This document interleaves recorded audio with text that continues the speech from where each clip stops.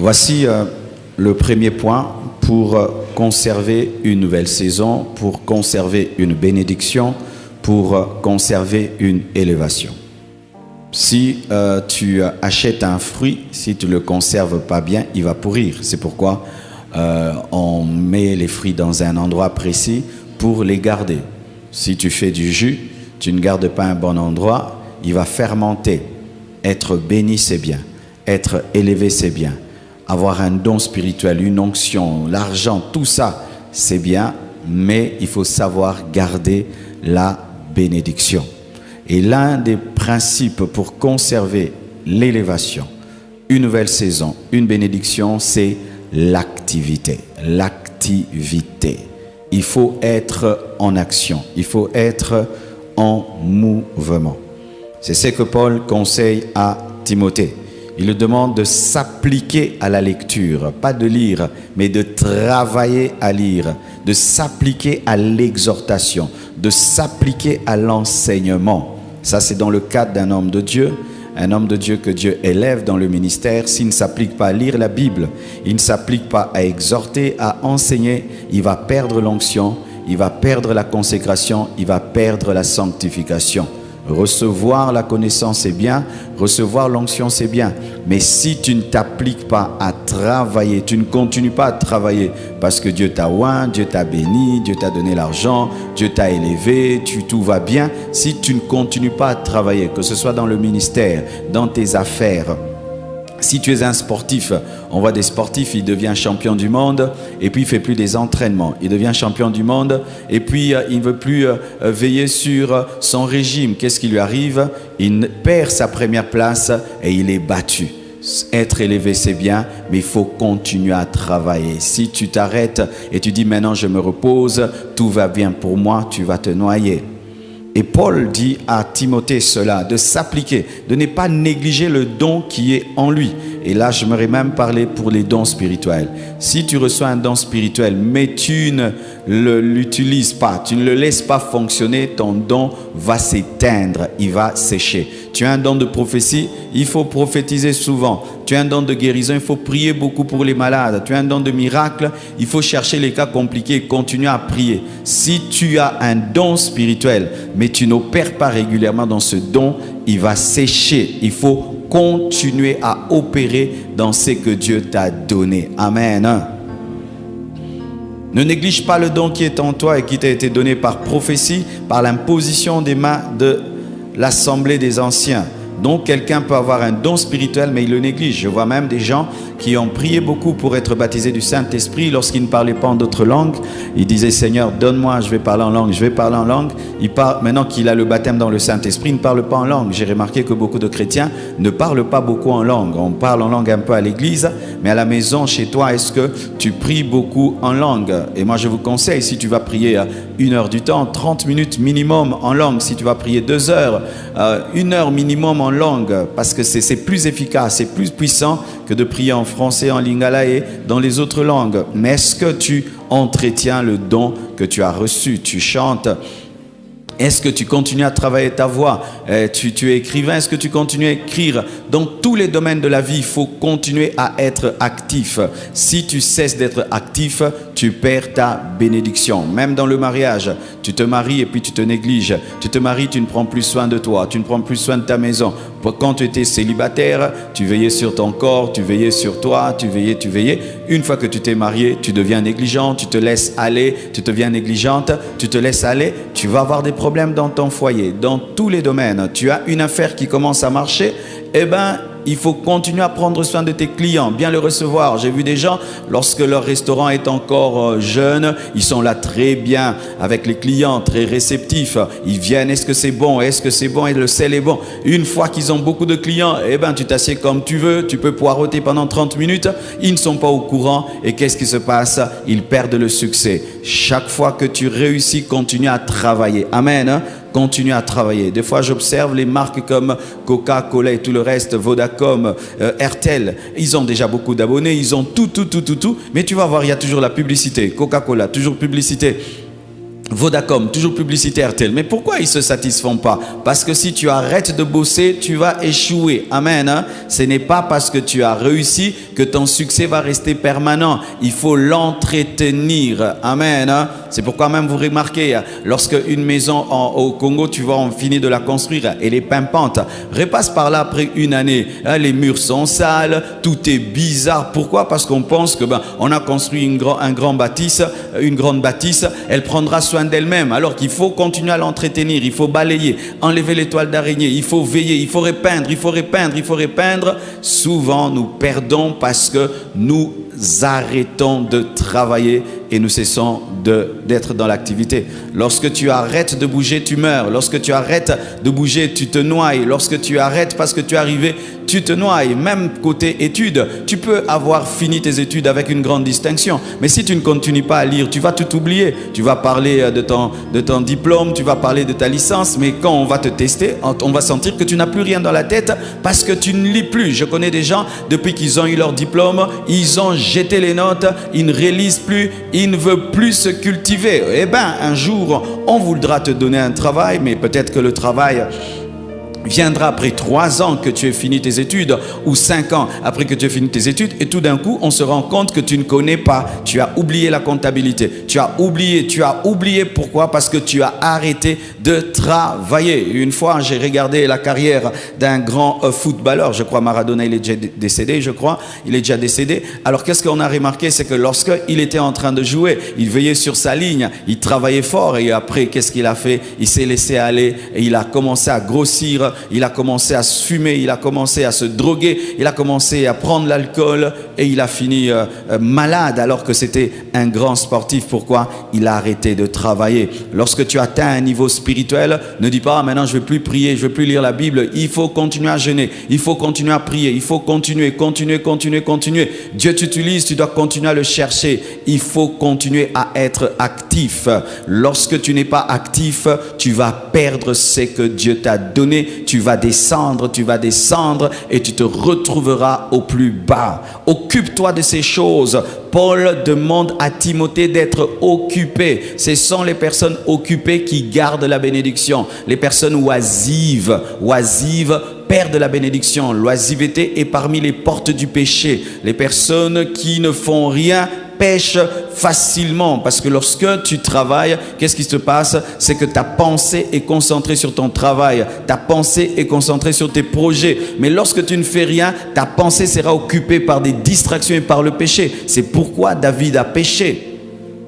David a péché, pourquoi? La Bible nous dit que c'était la période où les rois vont en campagne. C'était la période, si vous lisez dans 2 Samuel 11, versets 1 à 4, c'était la période où 2 Samuel 11, 1 à 4, les rois allaient en campagne, mais David a préféré rester à la maison. Il ne voulait plus aller à la guerre, c'était devenu un grand roi. Un grand roi, il n'a pas besoin d'aller se battre. Et qu'est-ce qui s'est passé? Il a vu ce qu'il ne devait pas voir, car s'il était allé en guerre, David n'allait pas voir Bathsheba. Il serait occupé à défendre, à se battre. Il n'allait pas avoir le temps. Il a eu le temps de voir parce qu'il n'était plus occupé. Occupez-vous. N'écoutez pas trop les gens qui vous disent repose-toi, tu es fatigué. Ici, surtout au Congo, mes frères et sœurs, nous nous reposons trop. Vous savez ça? Ah oui, nous nous reposons trop. Ah, surtout moi au Congo, j'aime pas qu'on me dise tout le temps repose-toi. Nous nous reposons trop et nous perdons beaucoup de temps ici dans ce pays. Regardez, pour quitter chez moi, venir à l'église, j'ai fait 1 heure du temps. J'ai perdu 1 heure du temps de ma vie en train d'être dans une voiture. Normalement, je devais faire, je crois, 20 minutes. 20 minutes, même 15 minutes. J'ai fait 1 heure, des fois j'ai fait 2 heures. Nous perdons déjà beaucoup de temps dans des taxis. Et puis encore, repose-toi, tu es fatigué. Combien de temps tu travailles? Amen. Des fois même, quand je rentre un peu en retard et puis j'ai beaucoup travaillé. Non, je compte. Je suis arrivé à l'église à 17h. Si je suis rentré chez moi à 21h, je n'ai travaillé que 4 heures du temps. Mais les gens travaillent 8 heures du temps. Donc si je finis à 23h, eh ben, ça fait, c'est vrai, 23 heures. Mais si on regarde le temps que quelqu'un doit prendre au travail, ce n'est pas extraordinaire. Amen.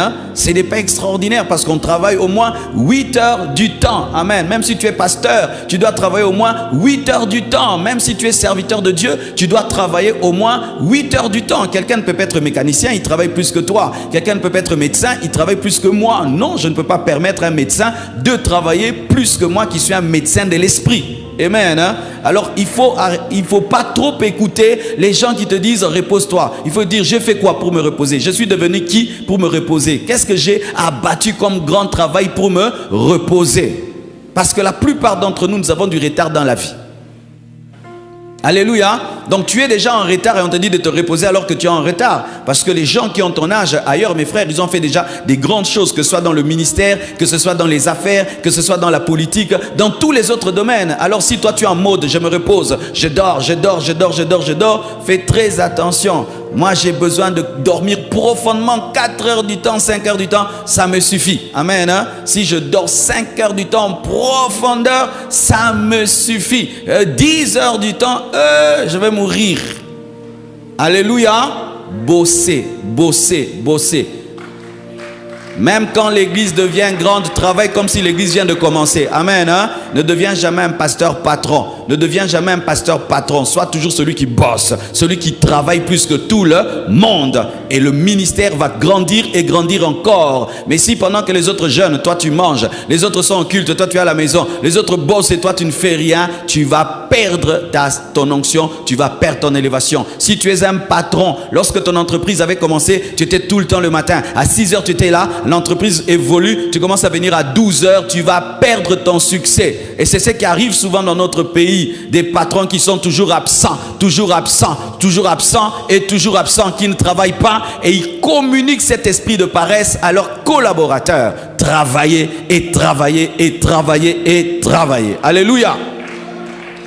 Occupe-toi de ces choses. Donne-toi tout entier à elle. C'est-à-dire, ne sois pas à 50%. Travaille à 100%. Donne-toi tout entier. Lorsque tu travailles, tu ne dois pas travailler avec un esprit où tu te plains. Non, travaille de tout ton cœur et tu vas garder le succès. Amen. Hein? Travaille de tout ton cœur. Donne-toi tout entier à elle, afin que tes progrès soient évidents pour tous.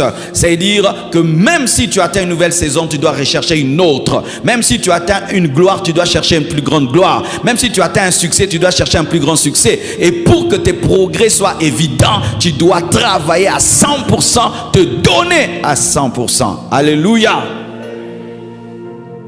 Et je vous dis, cet esprit doit entrer dans notre pays. Cet esprit doit entrer dans notre pays. Tu dois vraiment commencer à faire le bilan de ta journée. Hein. Qu'est-ce que j'ai fait aujourd'hui? Est-ce que j'ai lu un livre? Non. Est-ce que j'ai suivi quelque chose qui m'a ajouté l'intelligence? Est-ce que j'ai fait quelque chose qui a fait avancer ma vie? Est-ce que j'ai fait quelque chose qui a fait avancer ma famille? Qui a fait avancer mes enfants? Qui a fait avancer mon ministère, mes projets, mes affaires, mes études? Qu'est-ce que j'ai fait aujourd'hui qui a amené une plus-value à ma vie? Vous devez faire le bilan tous les jours de vos vies de ce que vous faites vers la direction du progrès. Alléluia. Tous les jours. Si tu n'es pas en train de croître financièrement, crois même intellectuellement. Si tu n'es pas en train de grandir intellectuellement, grandis spirituellement. Si tu n'es pas en train de grandir spirituellement, grandis dans tes relations. Mais il faut que tous les jours, tu puisses faire le bilan. J'ai évolué. J'étais en train de lire un livre de 200 pages, mais je suis quand même arrivé à la 50e page. J'étais à la 50e page, maintenant je suis à la 100e. Au moins tu évolues. J'étais en train de lire le Nouveau Testament, je commence à finir. Bientôt je commence l'Ancien Testament. J'ai commencé à construire quelque chose, j'étais à la fondation, maintenant j'ai commencé à mettre le mur. J'étais en train d'étudier, maintenant je vais passer en licence. J'étais en train de prier, hier j'ai prié 1 heure, maintenant je prie 2 heures.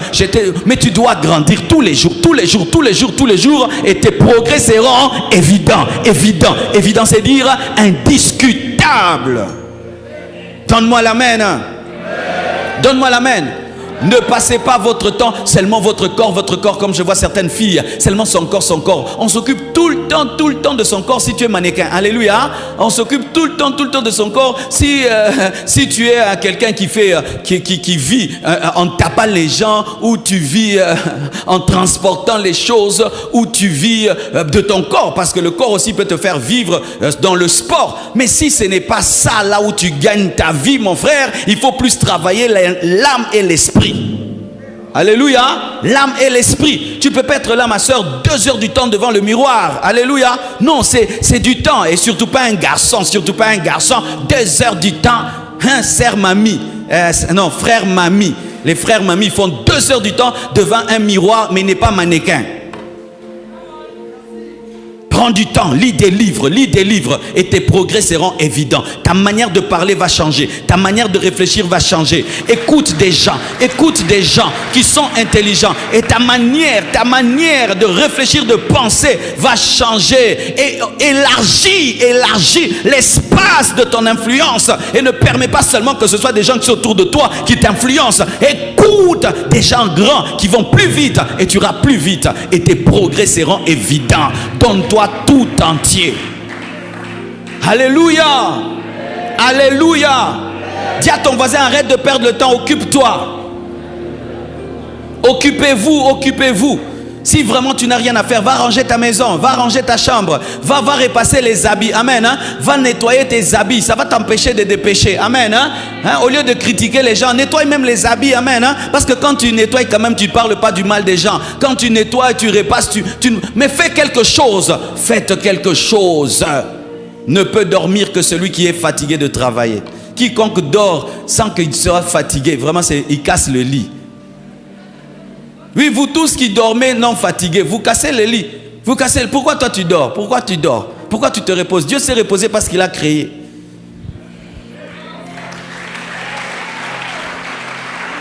Amen, hein? Tu dors pourquoi? Tu t'es promené, tu as parlé des gens, tu t'es promené, tu as parlé des gens et puis tu dors. Tu es fatigué d'avoir quoi? D'avoir fait quoi? De t'être promené dans tout Kinshasa comme le diable qui s'est vagabondé sur la terre et Dieu lui dit, d'où viens-tu, Satan?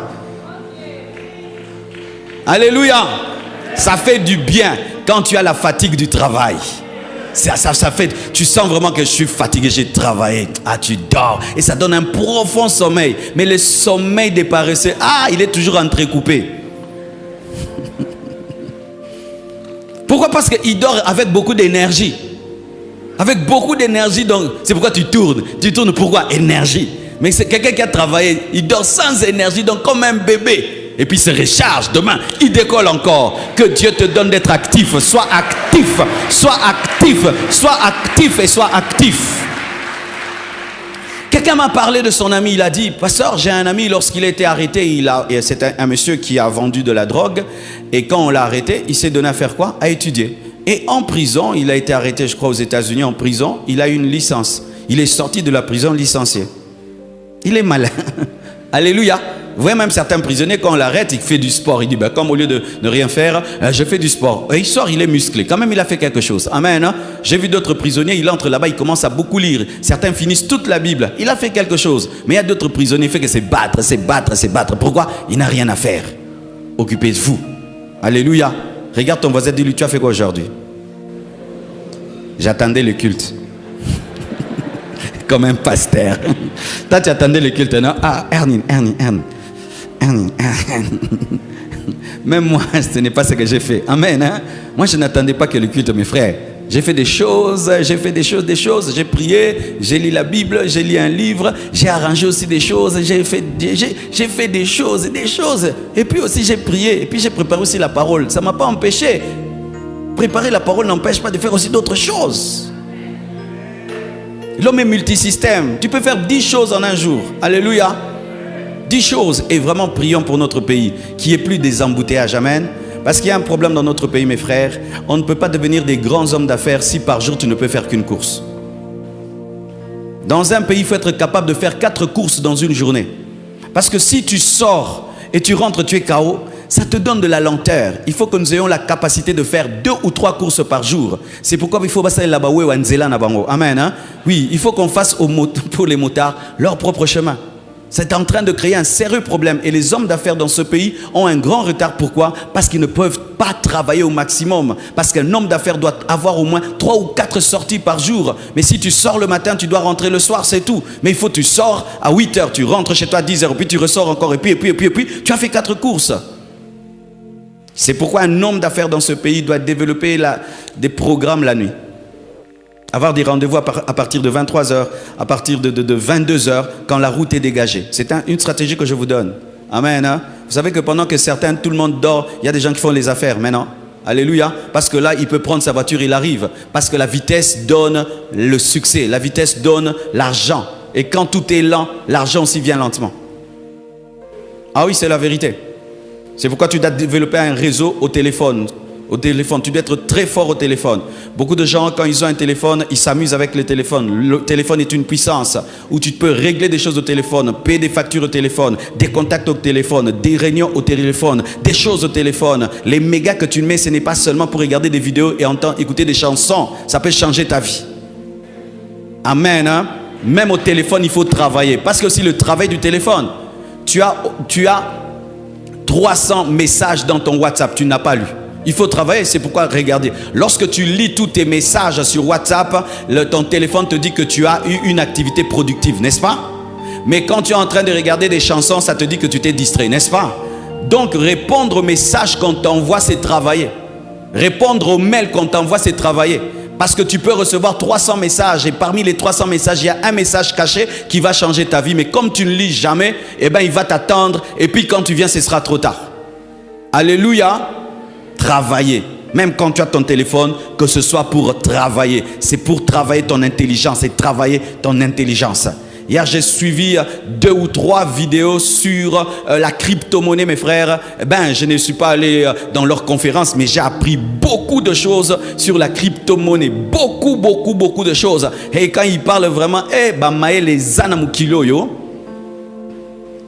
Tu sais, il y a des gens, même si tu ne comprends pas ce qu'ils disent, écoute seulement, tu finiras par comprendre.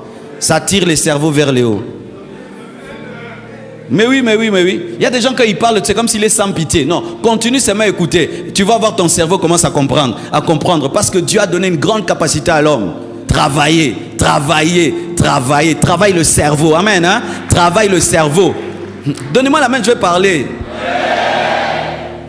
Il y a un esprit à la fin des temps où on veut que tout le monde soit bête. Regardez, il y a quelqu'un là, il boit de l'alcool et puis il dit un truc, tout le monde commence à faire ce truc là. On ne fera jamais ça ici. Hein? Celui qui va oser, il va voir. Je vais le suspendre. Vous voyez ça? Donc quelqu'un boit l'alcool et puis tout le monde commence à faire son truc là. Il est même reçu à cause de ce truc là. Donc on veut que tout le monde soit bête. Mais oui. Tu fais des trucs bêtes, tu mets sur TikTok 1 million de vues. Hein? Tu fais des trucs bêtes, tu mets sur YouTube 1 million de vues. Tu dis des choses intelligentes. Compliqué, longo là. C'est interdit d'être intelligent aujourd'hui. C'est interdit d'être profond. Sois profond, tu vas être différent. Sois profond, tu vas être différent. Sois profond. Tu n'as pas besoin de te ridiculiser pour réussir. Tu n'as pas besoin de cela. Alléluia. Soyez profond et ne passez pas votre temps à écouter que des choses basses. Vos cerveaux vont être bas. Je te dis, si tu ne fais que suivre des vidéos là, tu vas être aussi. Mais je te dis, toi tu fais des trucs là, des trucs qui n'ont pas de sens. Tu vas être comme eux. Tu vas commencer à parler c'est bas. Tu réfléchis c'est bas. Et tu rencontres des gens qui réfléchissent haut, tu t'ennuies. Tu t'ennuies. Tu attends seulement il y a divers. Divers. Quelle est l'affaire qui marche en RDC et comment on peut faire ceci? Maintenant, comment on peut investir en une année? Ça c'est. Maintenant, si on dit maintenant, hey, quelle est la dernière blague au Congo? Ah, blague, moi que tu bima. Tu es à la page. Toutes les blagues, les nouvelles, toi tu les connais. Ça t'a fait de quoi? Et tu dis que tu travailles. Tu perds les mégas et les gigas. Donne-les-moi. Faut tout le monde panier, il y a ma méga. Dis à ton voisin l'activité. Ne perds pas ton temps. Ne perds pas ton temps et que personne ne te fasse perdre ton temps. Tous les gens qui t'envoient des bêtises, il faut les bloquer. Amen. Hein? Tous les gens qui t'envoient les nouvelles vidéos là, bloque-le. Il te fait perdre ton temps. Il te fait perdre ton temps. Il te fait perdre ton temps. Tu ne vas pas gagner ta vie en suivant des blagues. Tu ne vas pas gagner ta vie à moins que tu aies l'appel d'être un blagueur et toi tu vas réussir comme lui de finesse. Si c'est ça ton appel, que tu vas être riche en faisant rire les gens, ok. Mais si ce n'est pas ça ton appel, non, ça doit être des choses que tu suis un tout petit peu. Mais tu es plus dans ce que tu te bâtis, qui te bâtit. Laisse les gens dire que tu es coincé. C'est toi qui vas réussir dans la vie. Laisse les gens dire que tu es coincé. Laisse-les. Amen. Hein? Soyez actifs.